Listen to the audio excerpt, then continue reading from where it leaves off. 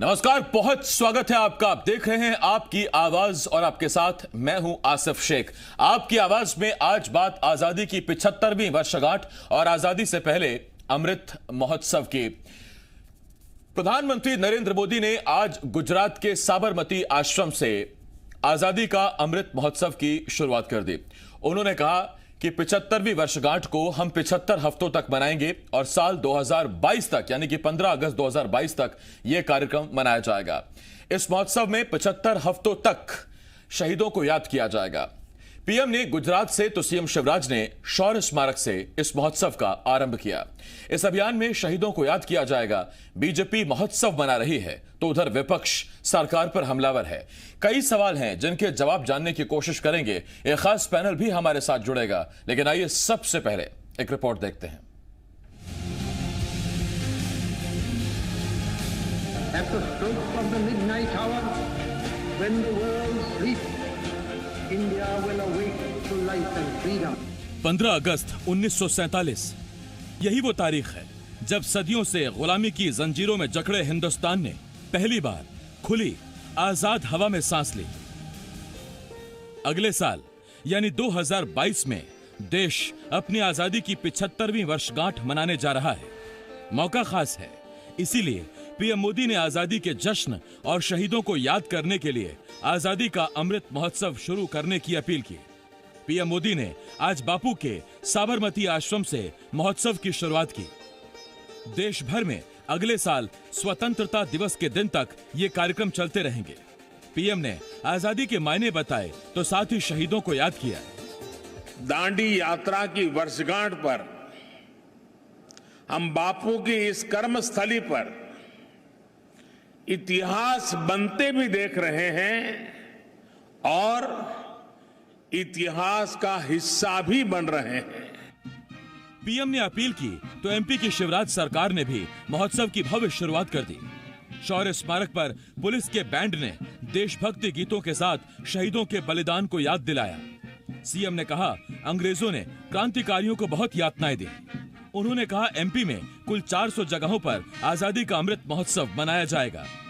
और एक कार्यक्रम भी बना देते। अच्छा शिवशेखर, जैसे बाकी तीर्थ यात्रा करवाते हैं, साल में एक बार कुछ चिन्हित बच्चों की अंडमान और निकोबार के भारत माता के शहीदों के तीर्थ स्थल की यात्रा करवाई जाए। अमृत महोत्सव के इस अवसर पर पूरे मध्य प्रदेश में जहां जहां हमारे शहीद है, या तो उनका जन्म स्थान है या उनका कर्म स्थान है, आज भी 400 से जगह 400 से ज्यादा स्थानों पर अमृत महोत्सव मनाया जा रहा है। साल भर अनेकों कार्यक्रम पूरे मध्य प्रदेश की धरती पर किए जाएंगे। एक तरफ केंद्र और राज्य सरकार आजादी का अमृत महोत्सव मना रही है तो दूसरी तरफ कांग्रेस ने बीजेपी को निशाने पर ले लिया। जब चंद्रशेखर आजाद बलिदान हुए उस समय तो मामा जी पैदा नहीं हुए थे, तो मामा जी को कहां से पता चला चंद्रशेखर आजाद कौन थे? गलत कहां लिखा है? तुम्हें आसमान से क्या आकाशवाणी हुई क्या इनके इतिहास के बारे में? और जिनका इतिहास लिखना चाहते हैं, कूट रचना करना चाहते हैं, उनका इतिहास भी उपलब्ध है दुनिया में। अगर कोई व्यक्ति 60 रुपए महीने की पेरोल पे था, दस्तखत करके अंग्रेजों से पैसे लेता था, तो इसके तो दस्तावेज उपलब्ध है ना, उन दस्तावेजों को फाड़ के फेंक दोगे। अब सवाल ये है, क्या आजादी के नाम पर शहीदों को याद करने के पीछे वोट की चाहत है? सवाल ये है, क्या शहीदों के लिए कार्यक्रम कराने की वजह से ही कांग्रेस सरकार से खार खाए बैठी है? सवाल ये है, क्या आजादी के मतवालों को, उन हिम्मत वालों को किसी विचारधारा से जोड़ना ठीक है, या फिर आजादी के दीवाने तो बस आजादी के दीवाने थे? राहुल मिश्रा, जी मीडिया, भोपाल।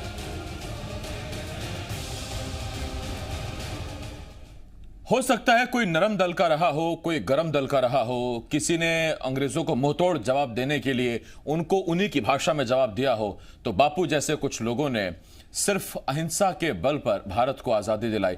लेकिन सबका मकसद एक था और वो थी स्वाधीनता, आजादी, यानी कि गुलामी की बेड़ियों को तोड़ देना।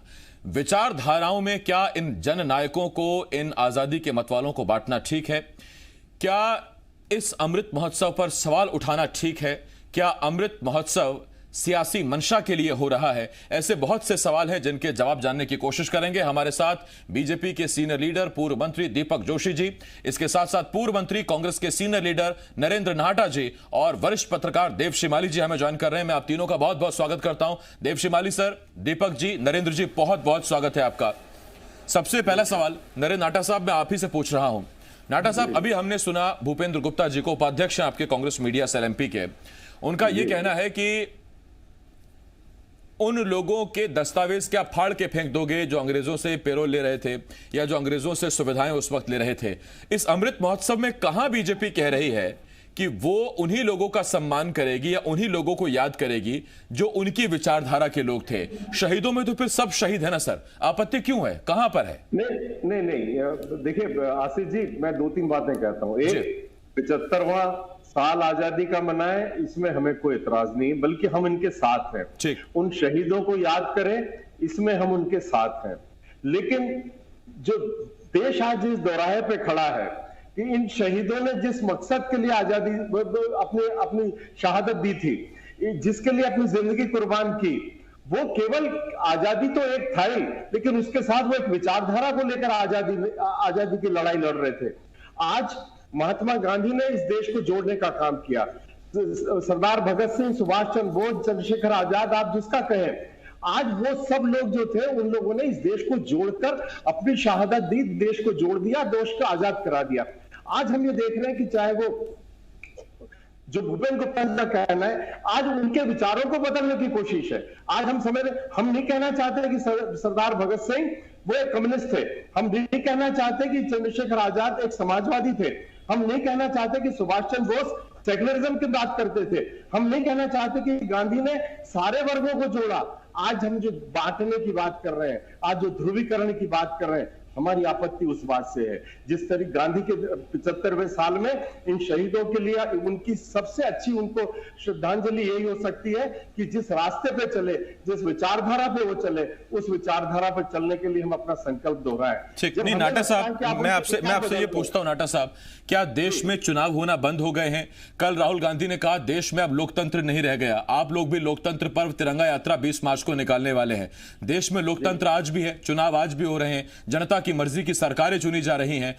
ईवीएम से अगर वोटिंग हो रही है तो इसी ईवीएम से आप लोग भी जीते हैं। छत्तीसगढ़ में आपकी प्रचंड बहुमत की सरकार है, तो क्या दिक्कत है सर? कहां पर आपको लगता है कि उनके सपनों का भारत नहीं बन पा रहा? वो तो है, अभी भी इस देश में वही करता है, इससे इनकार नहीं है। लेकिन जिस तरीके से संस्थाएं कमजोर की जा रही हैं, जिस तरीके से लोकतांत्रिक संस्थाओं को कमजोर किया जा रहा है, आपत्ति इस बात पर है। जिस तरीके से विरोध को दबाया जा रहा है, जिस तरीके से असहमति को दबाया जा रहा है, आपत्ति इस बात पर है। तब हम कहते हैं कि लोकतंत्र कमजोर हो रहा है। हम नहीं कह रहे लोकतंत्र समाप्त हो गया। और अब ये अंतर्राष्ट्रीय संस्थाएं कह रहे हैं कि भारत किस दिशा में जा रहा है। हमारी अंतर्राष्ट्रीय प्रतिष्ठा क्यों प्रभावित हो रही? जिस देश को दुनिया में सबसे बड़ा लोकतंत्र माना, इतनी डाइवर्सिटी के बावजूद, इतनी विविधताओं के बावजूद, जिस देश ने 75 सालों तक जिस विचारधारा पर चलते हुए एक रखा, आज वो विचारधारा खतरे में है। तब हम कह रहे हैं वो संस्थाएं खतरे में हैं जिनने इस लोकतंत्र को मजबूत किया। तब हम कह रहे हैं कि लोकतंत्र कमजोर हो रहा है। और हम नहीं कह रहे, सारी दुनिया कह रही है। भारत की प्रतिष्ठा का सवाल है। 75वें साल में मैं चाहता हूं कि जो सरकार में बैठे हुए लोग हैं वो माने इस बात को कि हमें हम जो हम गलती कर रहे हैं, उस गलती को हमें किस तरीके से सुधारना है। ठीक, नाहटा सर, मैं आ रहा हूं उस पर आपके पास।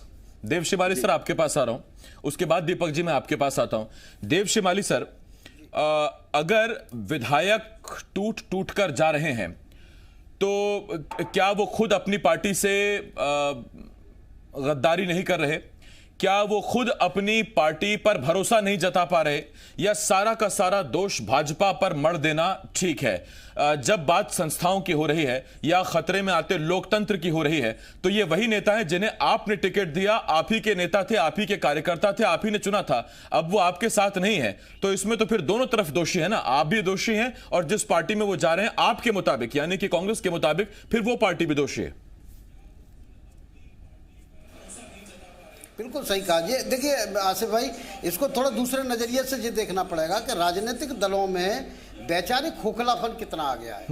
सबसे बड़ी बात यह है, कोई भी व्यक्ति चुन के आता है तो राजनीतिक दल में काम करता है तो उसका एक विचार होता है। तो अगर कोई छोड़ के जाता है तो इसका मतलब ही जो होता है कि उसके दिमाग में, उसके जहन में, उसके शरीर में आपका विचार समाहित नहीं हो पाया है, विचार उसको बाहर नहीं जाने देता। ठीक है, तो अगर आप विचार, जैसा कि कांग्रेस का सवाल है, कांग्रेस का आप भी देख रहे हैं कि उसका जो विचार थिंक टैंक था सेवा दल, वो लगभग समाप्त हो चुका है, जिससे नए नेता आते थे, युवक कांग्रेस वो खत्म हो चुकी है। छात्र संघ में जो छात्र संघ इकाई थी उसका अपना कोई वजूद नहीं बचा।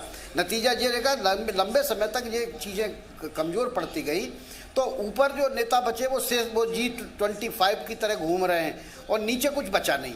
तो वैचारिक रूप से जब तक नहीं बचेंगे, क्योंकि पार्टी छोड़ के जाने का निर्णय एक माँ बाप को छोड़ के जाने की तरह होता है, लेकिन माँ बाप से जब किसी का कोई भावनात्मक लगाव नहीं होगा तब तक वो कैसे बचेगा। तो किसी भी केवल बीजेपी को दोष दे देने से या जिस पार्टी में चले गए उसको दोष दे देने से काम नहीं चलेगा।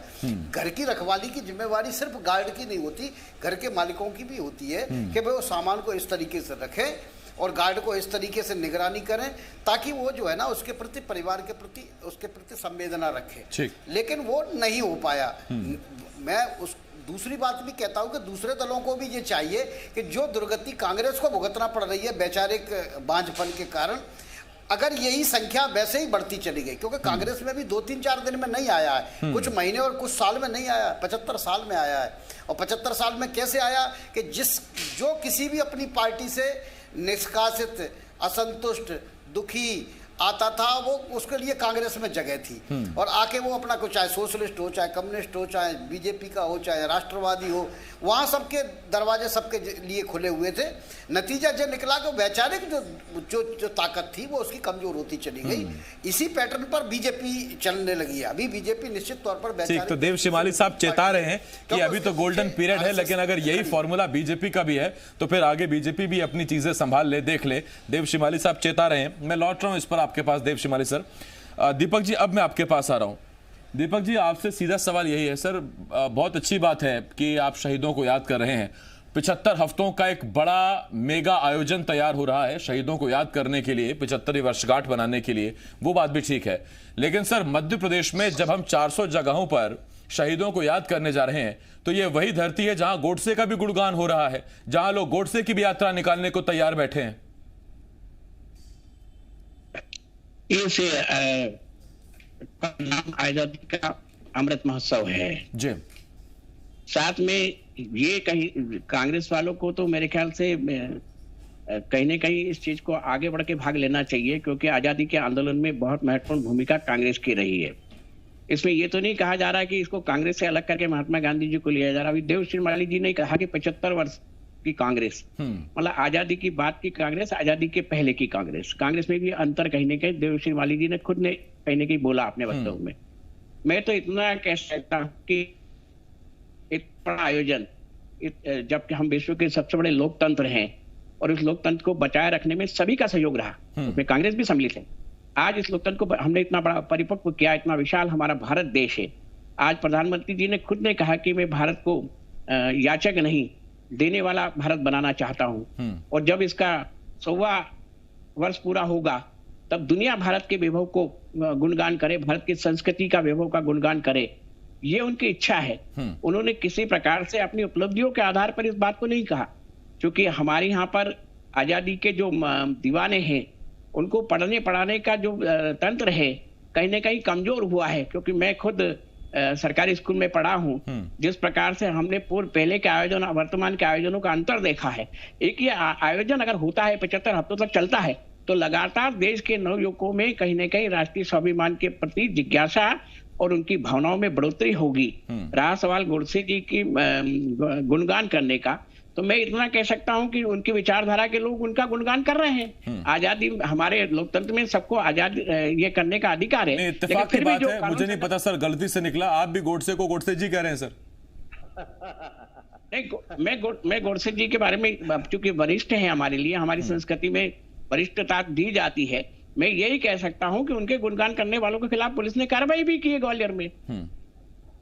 ठीक, मैं इस पर आता हूं आपके पास। नाटा साहब, आपके पास आ रहा हूं।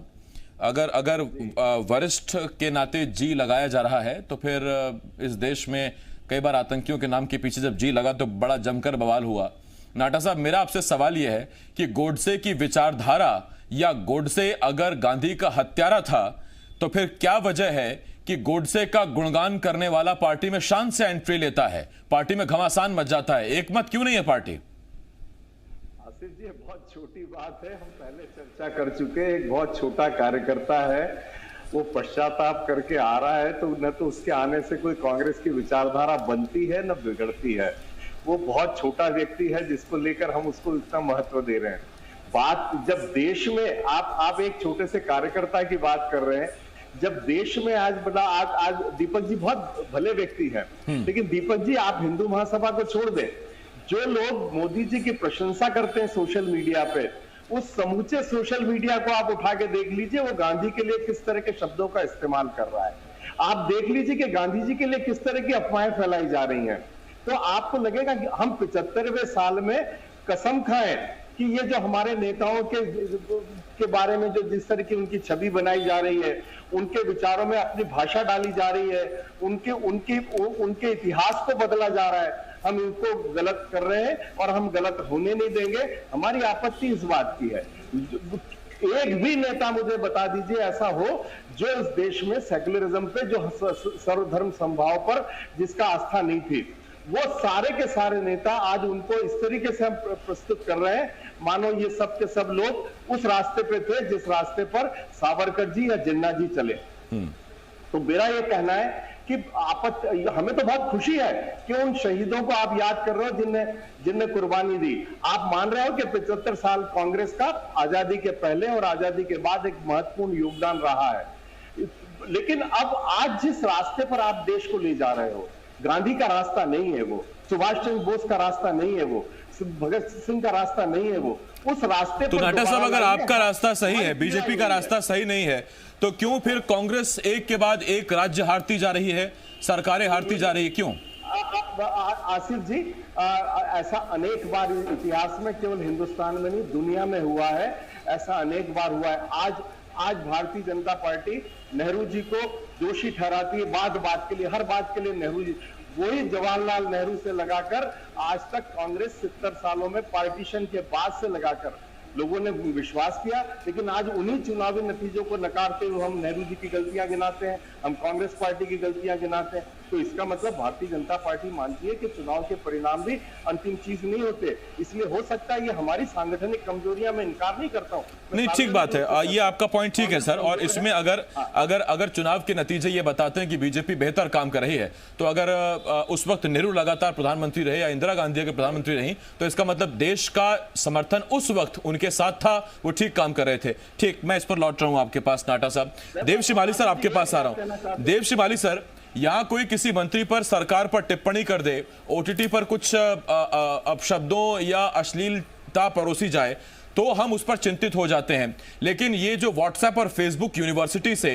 ये जो अधपका ज्ञान परोसा जा रहा है इतिहास के बारे में, आजादी के मतवालों के बारे में, उसकी चिंता किसी को है या नहीं है? खास बात यह भी है सर कि 100 में से 89 जाएंगे तो कितने बचेंगे, ये ना बता पाने वाले भी ये बता रहे हैं कि उस वक्त गांधी जी ने क्या सही किया, क्या सही नहीं किया, या चंद्रशेखर आजाद ने क्या सही किया या नहीं किया। ये स्थिति है।